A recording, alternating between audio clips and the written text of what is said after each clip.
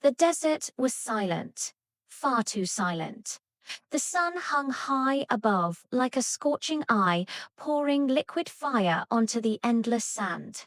The temperature had soared past 50 degrees Celsius, and even the wind felt hot, like a blast from a furnace. A young woman named Aisha was traveling with her family, her father, mother, and little brother when their car suddenly died. The engine was silent. There was no phone signal, no passing vehicles, no shade in sight, just sand stretching to the horizon and the oppressive, shimmering heat. At first, they hoped for a quick rescue, but minutes stretched into agonizing hours. The sweat on their skin evaporated instantly. Their mouths became painfully dry, and each breath felt heavy, thick. Aisha's father burned his hands trying to fix the engine, the metal too hot to touch. Her mother sat in a daze, fear clouding her eyes. But what scared Aisha the most was her little brother, who had stopped asking questions and fallen silent. Panic began to coil in her stomach, but Aisha forced it down. She closed her eyes, took a shallow breath, and remembered a phrase she once read: "Fear wastes energy, courage saves it." She knew in that moment that their survival depended on her, hour by hour. Aisha surveyed their meager supplies: old clothes, seat covers, a few empty bottles, and a piece of a broken mirror.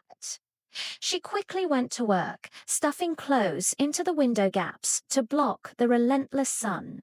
She had her family huddle close, staying as still as possible to conserve every ounce of energy. Their water supply was critically low. Aisha rationed it carefully, allowing only a few drops at a time. Her father protested, his voice raspy. "You need it more." But she shook her head firmly. "If we survive together." The heat intensified. The desert seemed to mock them with its vast, heartless expanse. Time warped, slowing to a crawl. Aisha's lips cracked and bled. A dizzying fog filled her head, and her legs felt like lead. Yet she remained the calm center in their storm of fear. Finally, the sun began to dip below the horizon. The oppressive heat slowly gave way to a cold, profound silence. As night fell, Aisha climbed out of the car. The stars were brilliant, but offered no comfort, no sign of help. She took a shiny piece of metal from the car and angled it on the roof, praying it would catch the morning sun. Returning to her family, she whispered, "Please hold on. Morning will come." No one slept that night. When the sun rose, the heat returned with even more cruelty than the day before. Aisha, her hands blistering on the hot metal, climbed onto the roof.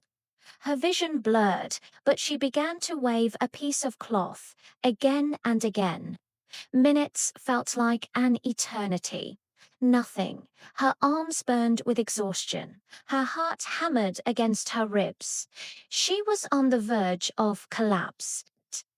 But then she pictured her family's faces, her brother's silent fear, her mother's trembling hands. With a surge of adrenaline, she raised the cloth once more. And then a sound, a distant hum. At first, she thought she was hallucinating. But it grew louder, clearer.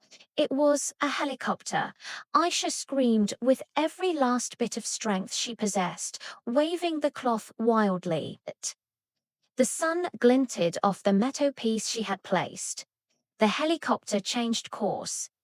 They had been seen. Tears of relief streamed down Aisha's face as the rescue team landed. Her legs finally gave out, and she crumpled to the sand. The family was saved, severely dehydrated, utterly exhausted, but alive.